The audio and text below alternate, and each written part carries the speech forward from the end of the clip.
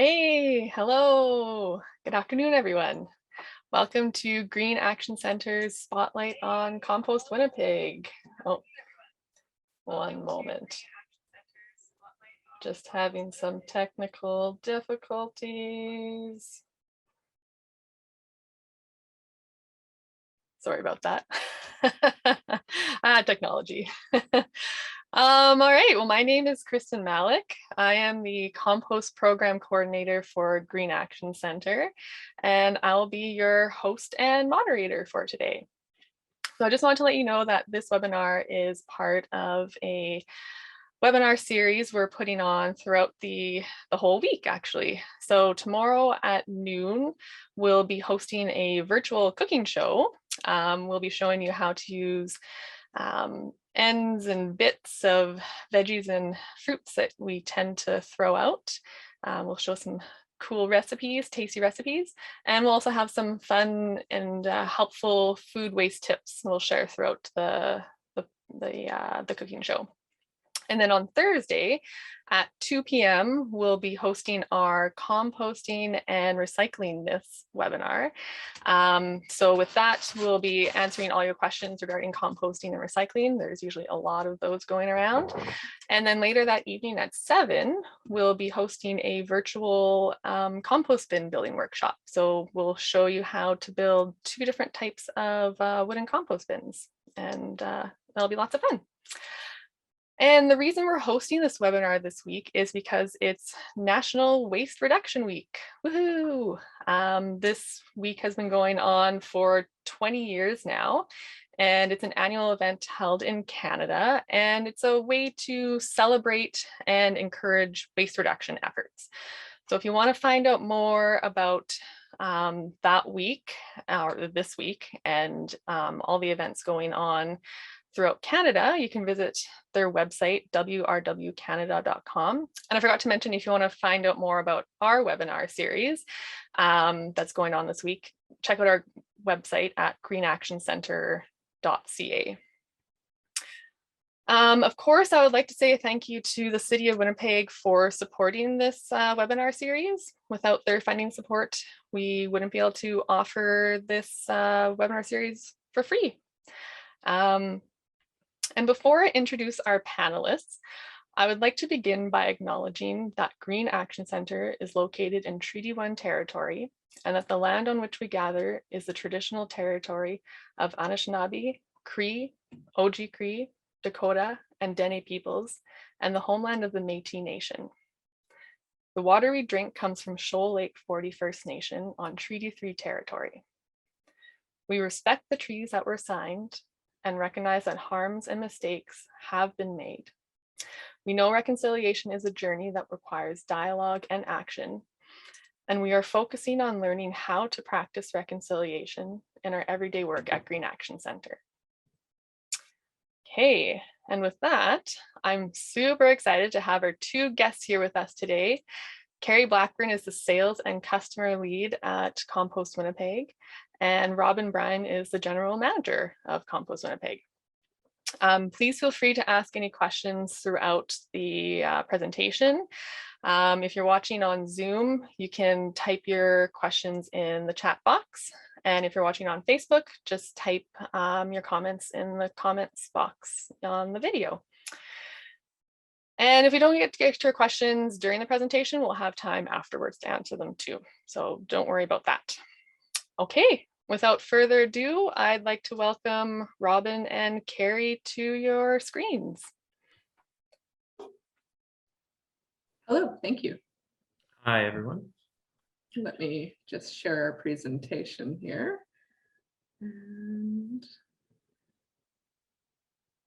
there we go. Awesome.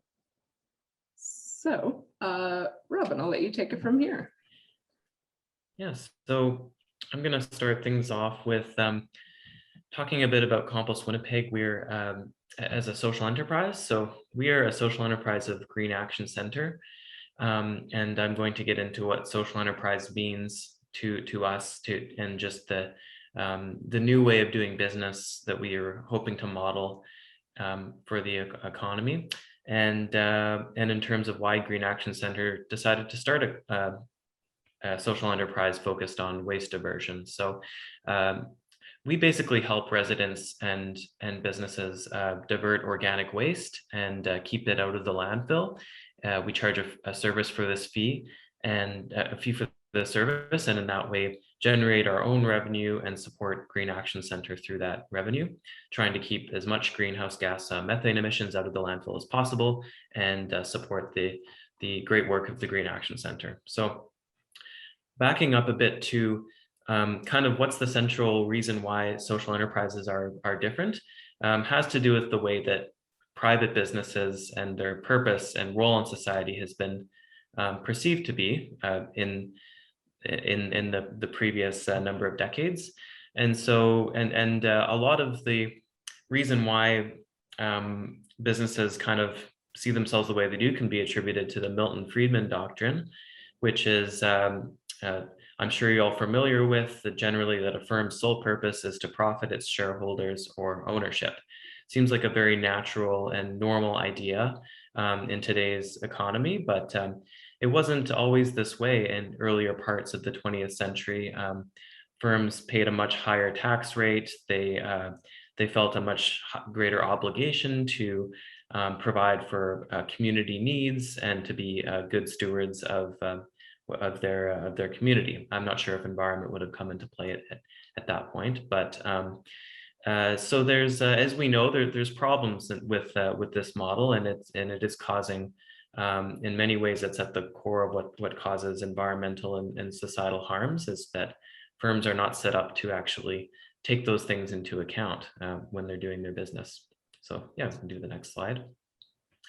And when I was thinking about this, I found it interesting. I found a critique of the Milton Friedman doctrine from within kind of normal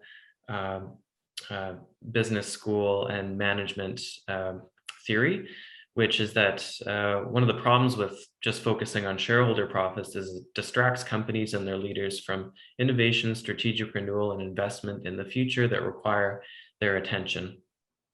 And such a kind of reasonable and measured way to critique this way of doing business. But I think, to me, it really implies a lot, because when we think about investing in the future and strategic renewal, it's very clear with climate change and with the pandemic bringing it into clear focus that we need a healthy, productive, and educated workforce to continue. And in order to have that, we need a healthy and productive natural systems working on our planet. Yeah, next one, please. So in comes social enterprises. Are a way that they come in many forms, but they're a way to move away from the fixation on maximizing shareholder profits and the needs of shareholders and ownership over the general society and the environment. So social enterprises don't do that, and also don't accept harms to community and environment as inevitable outcomes of doing business. It's all about serving a community or environmental need and reducing harms. Okay, next slide. So what social enterprises do, in fact, do is, just like a regular business, social enterprises compete on price and quality on the open market. So we are offering a service and pricing that competitively and trying to maintain the quality of our service just like a regular business. But we are working towards social and environmental goals in addition to our own internal economic goals. And the really cool thing about it is we get to reinvest all of those revenues that we generate back into our mission and our organization, instead of sending them to line the pockets of ownership. We create value and innovation in a variety of underserved markets. And so I'll get to that in another slide, but one of the main issues in Winnipeg is that there was kind of a lack of high quality, affordable, comprehensive service for organic waste diversion. And so sometimes it takes a social enterprise to fill a need that isn't being filled by the private sector. And in some cases, social enterprises can and do offer financial returns to investors. Next slide. So why did Green Action Centre start a social enterprise? Well, as I alluded to, Winnipeg's organic waste diversion rate is lagging behind other major cities. So without addressing organic waste, the diversion rate of the amount of material you're keeping from going into the landfill is kind of gets stuck at around 30%. There's really no other way to get very much further without meaningfully diverting most of the organic waste. And related to that is not only did we not have a municipal collection program, but there was a limited access to services for organic waste collection and composting. So we took those two things along with the fact that Green Action Centre was looking to create more financial sustainability and independence for itself, moving away from strictly being dependent on grant funding and such things and donations in order to continue its programming. Compost Winnipeg was envisioned as a way to become more independent. Next slide. So here is our illustrious team, a picture of a recent barbecue, myself, the general manager, Karrie, customer service and sales lead, Tracy is our accounts and admin assistant, Joel, our operations and crew supervisor, and we have 5 very dedicated and excellent, highly talented couriers who actually go and do the organic waste collection. Tyrell, Omid, Melissa, John, and Jordan. Slide. So why do we go through all this effort to build this business? Why is it important that people sign up for this service? So composting reduces waste by 40% or more. So again, keeping all of our as much of our waste as possible from going into the landfill. We know that recycling can be done. It can play a role in this, but that organic waste, if we don't keep it out of the landfill, it produces methane, becomes a major source of greenhouse gases, and is actually a wasted opportunity that we could be recapturing those nutrients and creating a high quality compost that can be returned and return nutrients back into the food system, improve soil health, and reduce flooding. Next. So how our process differs is instead of things going directly to the landfill, as you can see in the black and white square on the left, we divert waste from both residential and commercial sources and bring it to a large scale composting facility where it is composted in windrows aerobically and used in the landfill remediation process. While at the same time, some of that goes to small scale farming partners who are trying to make that into a high quality soil amendment that they can use to support their market gardening operations. And I have a feeling that this process map is going to look a lot different in future years as we explore other ways to further increase our use of the finished product of the compost by partnering with bigger partners that can help us actually have a compost product that we can sell back or give back to Winnipeggers. So how it's gone so far is we've been really rapidly scaling up over the years. Since 2016, when we started with just a single pickup truck, we've since grown a lot to the point where we've diverted 2.8 million kilograms of organic waste, which equals roughly 2.5 million, equivalent of 2.5 million kilograms of CO2 emissions prevented. And you can extrapolate that to around the carbon sequestration equivalent of 65,000 saplings planted or over 1 million liters of gas saved. So that's a pretty amazing process to be a part of, and we hope to only scale up those numbers increasingly over time. So to accomplish that, we've grown our fleet to have 2 of the Hinos that you see in the picture on your left. We've added a Dodge flat deck truck and are planning to get into larger yard bin service through through likely a hook trailer. Next. Yeah. So yeah, I guess from there I'll pass it on to Karrie. Karrie really is right in the trenches, activating the client base and getting more residents and commercial clients on board. So she can speak to that. And also, if you have any questions at this point, feel free to interject and one of us can answer them. For sure. Thanks, Robyn. Yeah. Speaking of questions, do we have any yet? Did you see any, Kristen? No, none yet. So you can go ahead, Karrie. Perfect. Awesome. So speaking to our service, presently we serve nearly 800 active residential clients, and we have over 250 commercial clients, which works out to actually over 300 commercial stops per week. We've also recently introduced compost collection service to the St. James area. We did that in August of 2021. And so far we have 31 residents there and a handful of commercial clients as well. We're hoping to, of course, keep building up more interest in that area.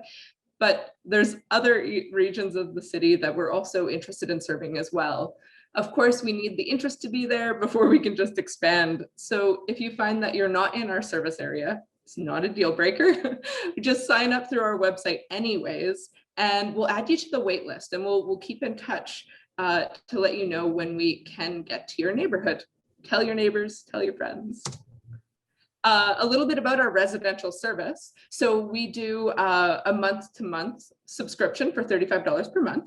Or you can choose to do an annual subscription, which is the $360, which works out to $30 per month. So it gives you a little bit of savings that way. As a part of that service, you actually get weekly collections of up to 10 kilograms per 5-gallon pail. So that serves most households, but if you do find that it's just not enough space, you need a little bit more room, you can add an additional pail for $5 per month. So we introduced that at a very reasonable rate because we found that with the pandemic and everyone being home a little bit more, people were cooking more. So there was a little bit more organic waste coming through that way, as well as compostable packaging through Skip or Uber Eats, that type of thing. So very reasonable. And as a part of the full service, you get complimentary compostable bags with each collection. So you don't have to worry about any side expense.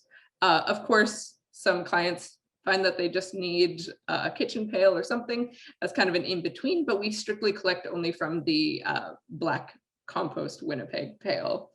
And something else that we recently introduced is our seasonal service. So this is available during the colder months. So even if you already compost in your backyard, during like November 1st to April 30th, you can compost with us. And we kept that at a rate that works out to the $30 per month. We want to keep people composting as long as possible.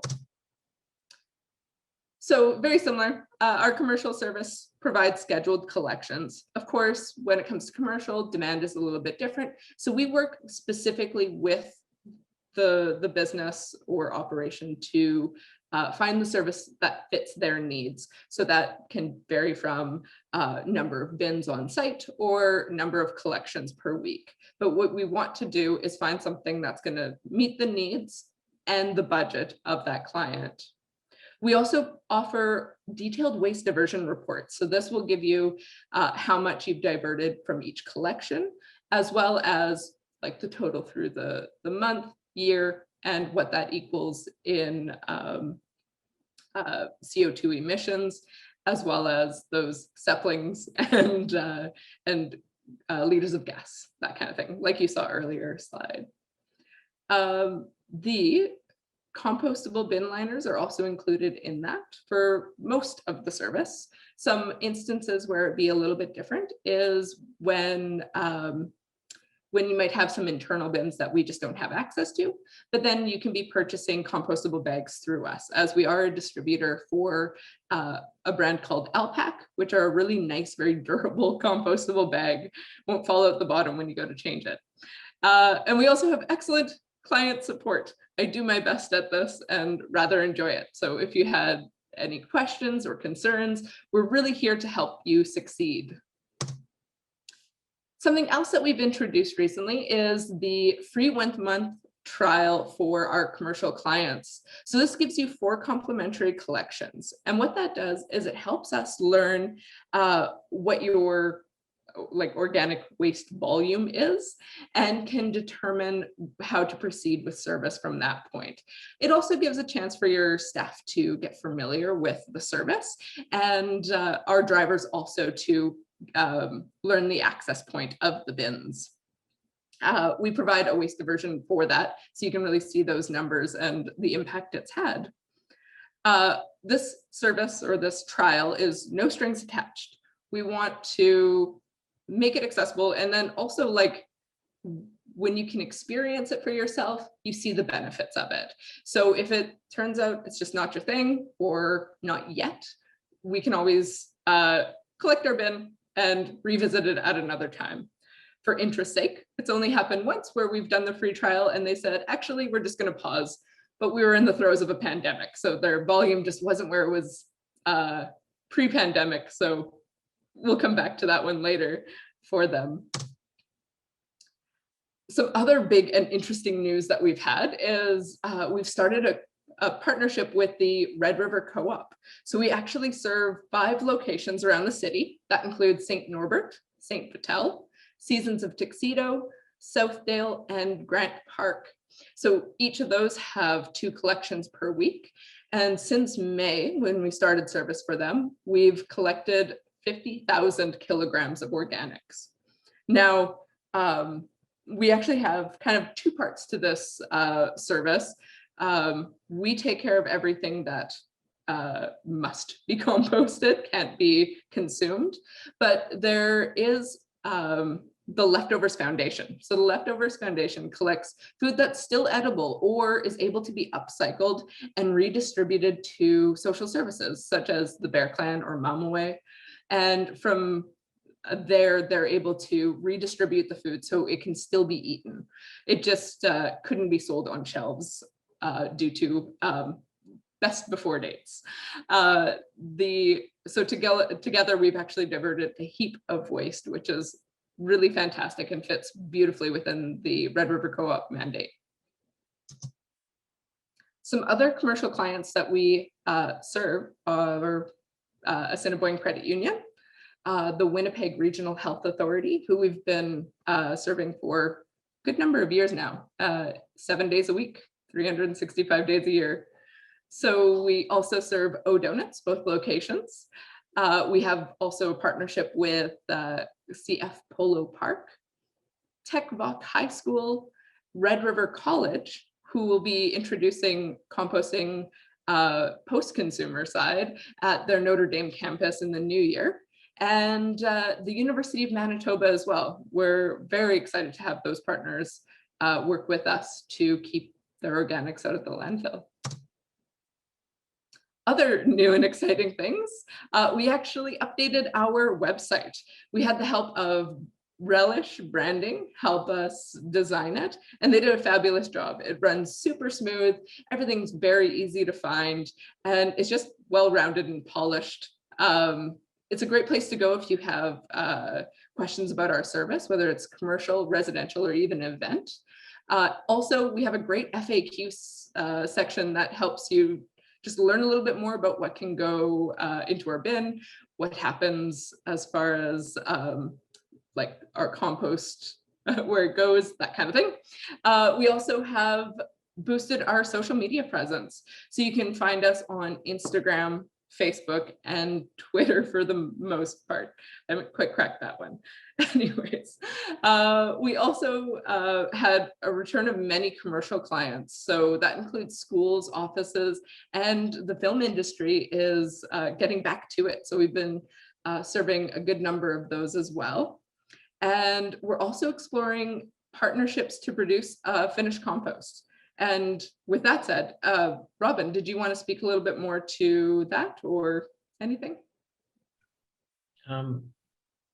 Yeah, I mean, that's something that's always been an interest to us. We definitely envision ourselves being a source of high quality compost products to people in the community, and just working on the challenges of that. And a part of that is finding the right scale and the right technology to do kind of mid-scale composting. So this is a big need that not just for us, but for many smaller communities and northern communities in Manitoba, is how to do composting of the wide range of products that we accept, which includes compostable packaging and meat and bones and things like that, in a way that's not a $20 million municipal scale project. So that's been a very interesting thing to look into and to explore, that we're hoping to have some positive movement on, and some good announcements on how we can move forward with our own composting site and in developing this technology sometime in the near future. Mm-hmm. Yes, that is fantastic. Thank you, Robyn. The last thing to share, and this is a bit of a personal project of mine, but also benefits our crew and routes immensely. So one of the things that we kind of run into is a bit of a problem at the end of October, beginning of November, is everyone has jack-o'-lanterns that they really need composted, but they take up a surprising amount of space on our routes. So this year we decided that we're going to make an event out of it. So in partnership with Polo Park, we are inviting Winnipeggers to drop their pumpkins off the parkade into one of our trucks. So it'll be a smashing good time, if you will. And if you didn't realize, but of the 80,000 tons of pumpkins produced in Canada, 66% are sold to consumers and often used for carving and never eaten. So it's just a kind of something that needs to be captured before it ends up in our landfills. It's an immense amount of organics just going there for fun. So we made a little bit more fun around it. So to learn more about that event, we just launched our event page on Facebook, so you can go and follow that. If you can't make it to it, which the date is on Saturday, November 6th, and we'll be there from 10 a.m. until 2 p.m. And that's going to be at the southeast corner of the parkade, kind of near Sports Check area there. If you can make it, it's a free event. We're welcoming donations, and any donations we do get from it will go to providing service for a social service in Winnipeg. To be determined who will be able to help out, but I have some things in the works for sure. And if you can't make it, we'd appreciate you just sharing it, telling your neighbors about it. I think it'll be fun anyways, to just drop a pumpkin off a roof. Why not? That said, thank you so much for attending this presentation. If you want to keep up with us and see what other things we get up to, feel free to follow us on Facebook, Twitter, or Instagram at Compost Winnipeg. Thank you so much. We'll take some questions if you have any. Great. Thanks so much, Robyn and Karrie. I also love the idea of a pumpkin drop. It's perfect. I would love to see a pumpkin dropping from the second floor of the mall. Like a few metric tons of pumpkin soup, then we might as well drop them off a building. Right. It's something you never get to the landfill. Yeah. Yeah, there you go. It's something you never get to do, and then when you get to do it, it's just the best thing. Right. Dreams do come true. Yeah. So I had a question come in. Someone was asking if you do pickups for residents of multifamily buildings, so condos or apartments. Yeah, we absolutely do. So we encourage residents to check in with their building manager where they can leave the pail. Commonly, people leave them near the recycling or garbage receptacles, and we collect it from there, or they can have it near an entrance and we can collect it from there. Of course, what we would much rather see is the whole building composting. And so if you're able to kind of share the good word with your neighbors, then we can implement one of our larger bins, which will cut down on cost for you and also just make it way more efficient for us to stop. So, so twofold, you can get in touch and sign up just as a resident if there's no interest immediately, or if your building manager is intrigued, we can send some information to you to share their way. That's great. So you can, even if you're really eager, you can actually organize a whole building-wide compost collection. Exactly. Oh, that's really great. Yeah, so if it goes as a central bin, you can share the cost if it's through condominium kind of thing. So we that's not uncommon. And yeah, we're really trying to get more multifamily dwellings on board, especially because they're kind of they're missed in what is currently the City of Winnipeg's compost pilot, and they simply don't have the intention to serve them even when that pilot goes into action once they realize it's a good idea. So yeah, we're here to fill that gap. Yeah, exactly. That's what I was going to ask as well. If the city does hopefully decide to actually permanently do citywide organics pickup, I guess that would be a niche for you to still fill, would be the multifamily buildings. Precisely. Well, we'd still like to do the collection, but just on a citywide collection contract. Yeah. Oh, well, okay, there you go. If we can't win that bid, which we will go for multifamily only. Yeah. Yeah. Okay. Makes sense. Yes. And how do you educate new customers on what can and cannot be composted? Like, do you have issues with contamination, with people putting in the wrong items in the bins for pickup? Yeah, so when people sign up, we send them, they sign up and they're in our service area. We get them onboarded and send them a welcome email that gives them all the how-tos, how to use our service, when their pickup day is, when to have their pail out. And that email comes complete with our compost guide, which can also be found on our website. And it has a very detailed list of what can and cannot go into the pails.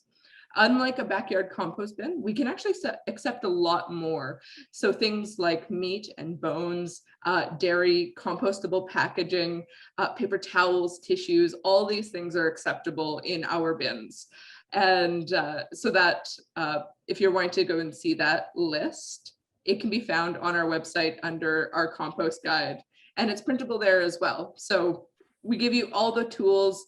And we focused on that guide being more of an infographic. So at a glance, you can see it can go in the bin, but we also have on the flip side, a very detailed written list of what can be accepted as well.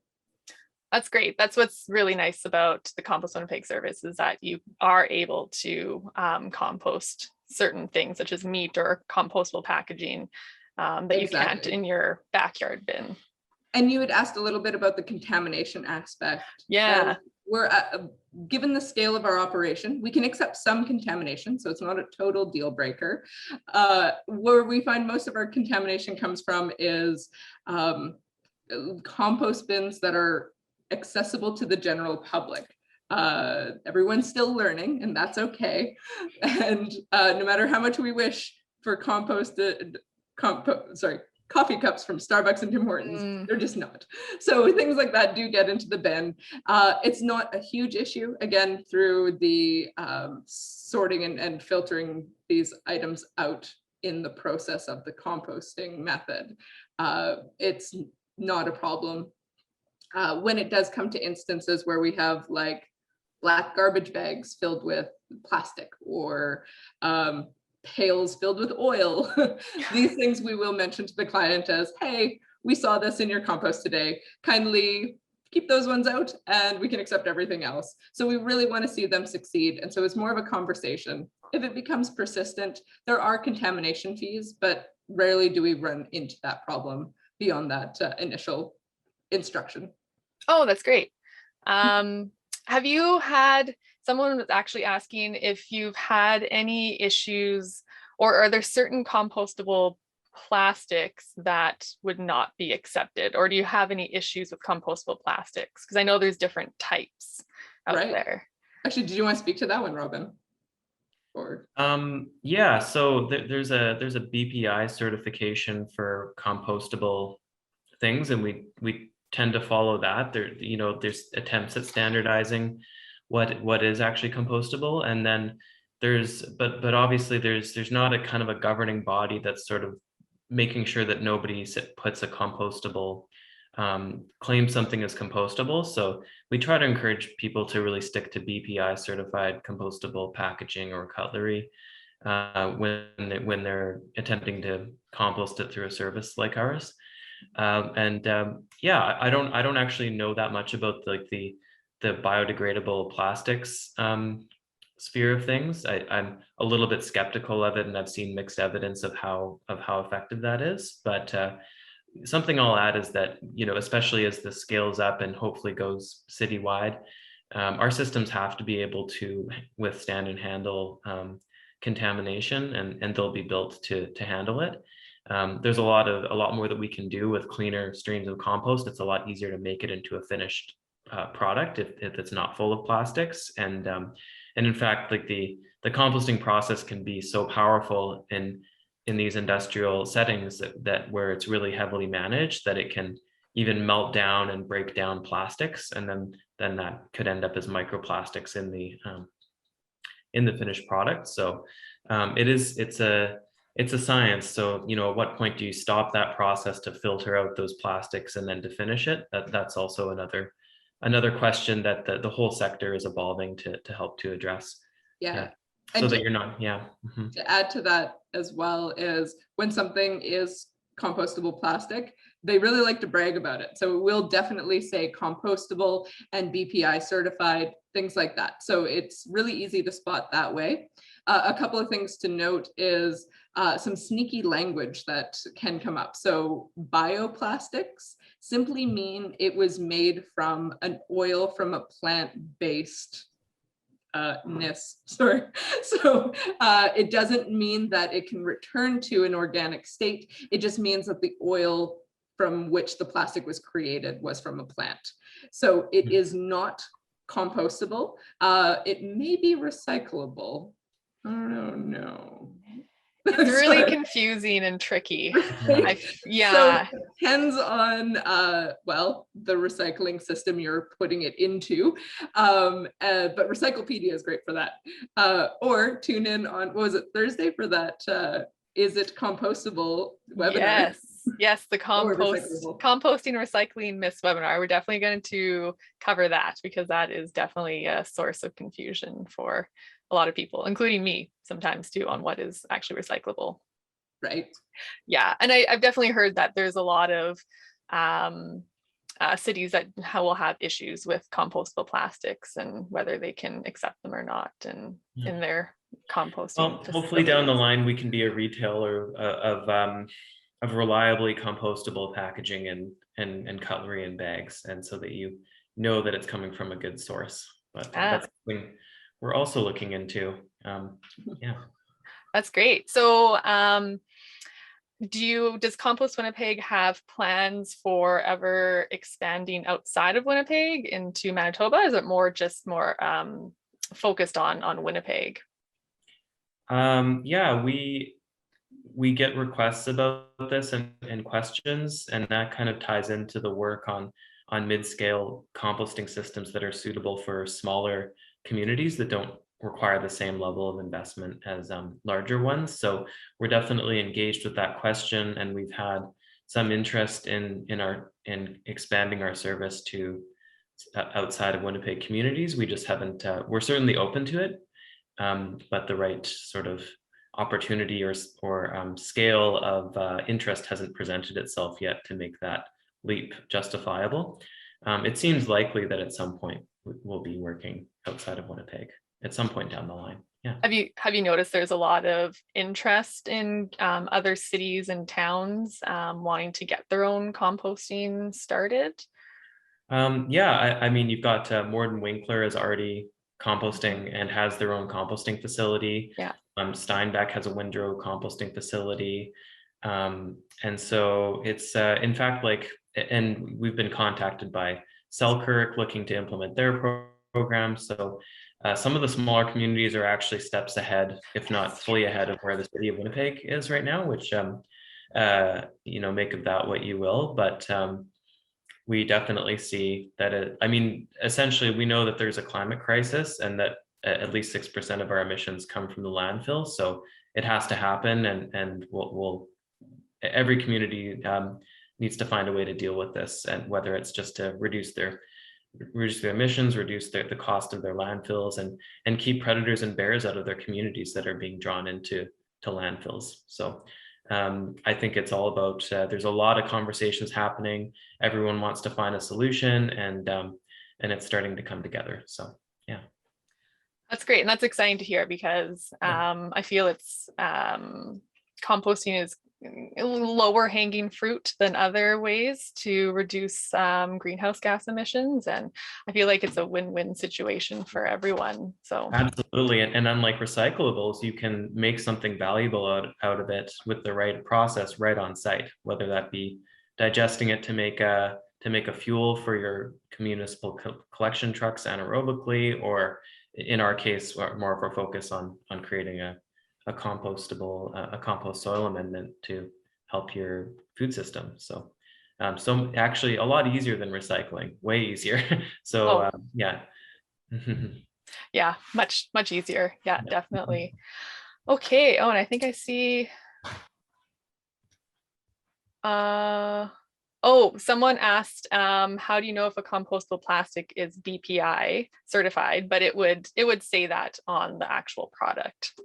Yeah, it does. Actually, on our website, on the compost guide, if you scroll about midway down, you'll be able to see a little diagram of the logo. So it says BPI, and some places that you can find like BPI certified compostable bags is even at Dollarama. They have a really good bag, actually.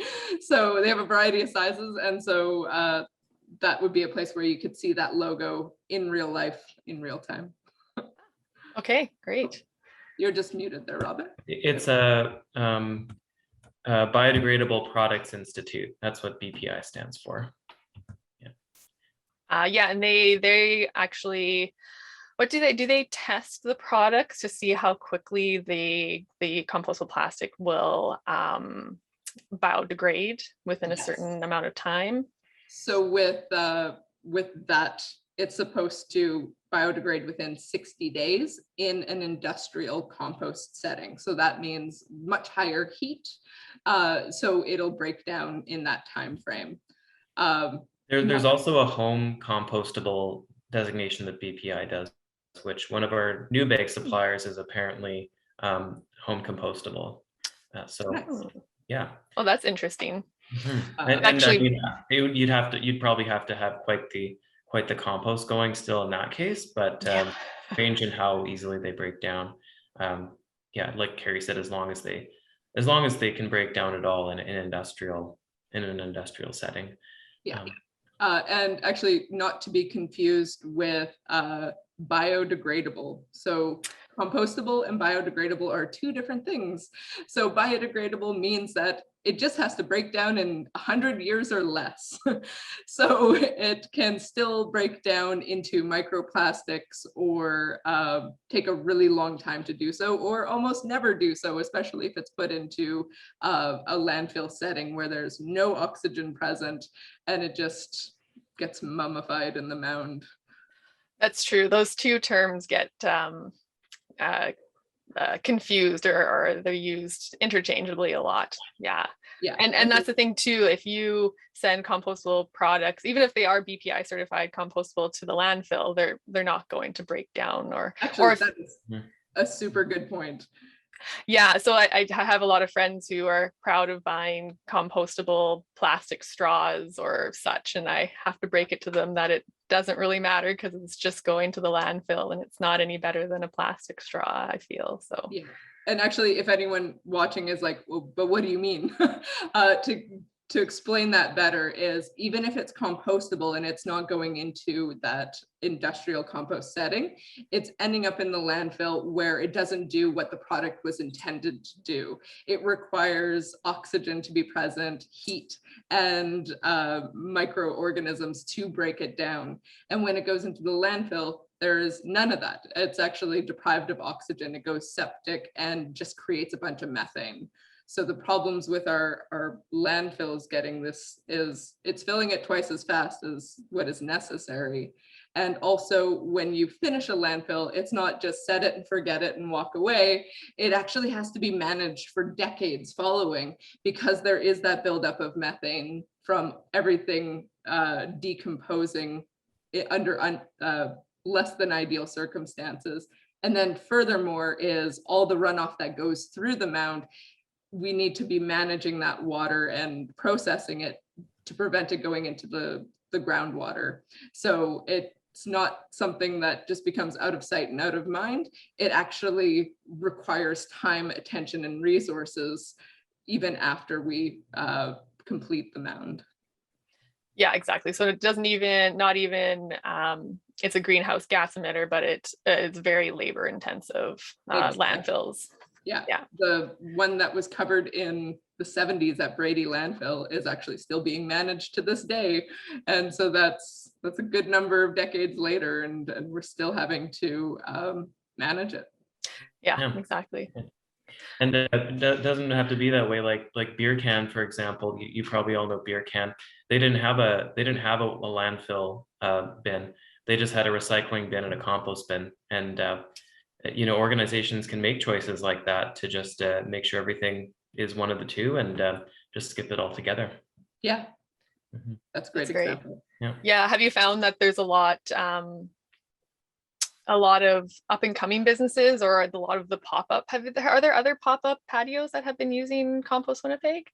Yeah, so Bijou did. That's the one in the Exchange District. There was also Le Patio, which tried. It was a little bit hard to get it up off the ground, but they made effort towards it. And for next year, it's going to be much higher on their priority to implement the composting side of things. The Beer Can really did a fantastic job of kind of trailblazing in that way. And I certainly tried to brag about it for them on our social media as well. It's one of those things that the proof is there. It's like, it's not just theory or something you can chat about. It's actually something that can be put into action. That's great. Yeah, it's really great to hear businesses that are really taking it on, and it's inspiring to see. And the Forks too. Prior to the pandemic, like they were doing just all dish service and no takeout containers, and doing composting on site. So yeah, can certainly be done. Is being done. Yeah, definitely. There's many examples that it can be done, and it's not super hard. Yeah. Okay, well, that's all we have for questions. Robyn and Karrie, do you have anything else you'd like to say, or that's it? I think I've said. No, thanks for stopping by. Come maybe see you at the pumpkin drop. Yeah.